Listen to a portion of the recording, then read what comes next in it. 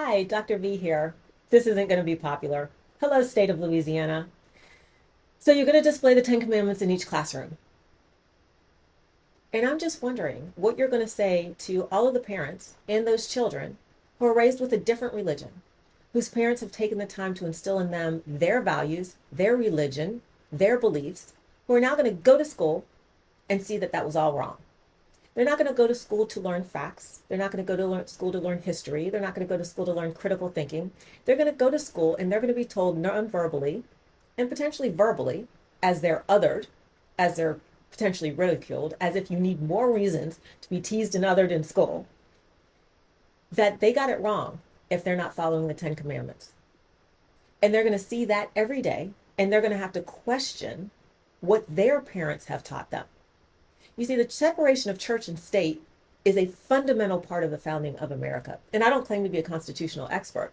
However, I'm very aware of history, and I'm very aware that we fought a war to literally separate church and state.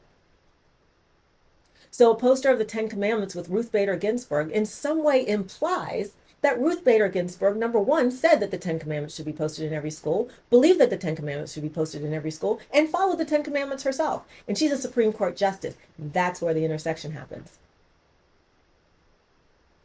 What about all the children who have been taught differently by their mother and father and grandmother and grandparents that have a different tradition, that don't use the Ten Commandments as their guiding principle?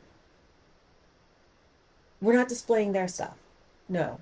We're going to make sure they're very aware that they're not the majority, that they're not in power, and that somehow they were failed because they weren't taught this.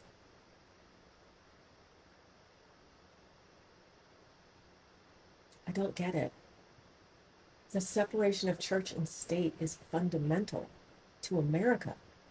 Americans that don't believe in the Ten Commandments are still Americans. What's the point of this, Louisiana? It's actually not any government's job to drive through religion, to push religion into a community. That's not their purpose. That's not their intent.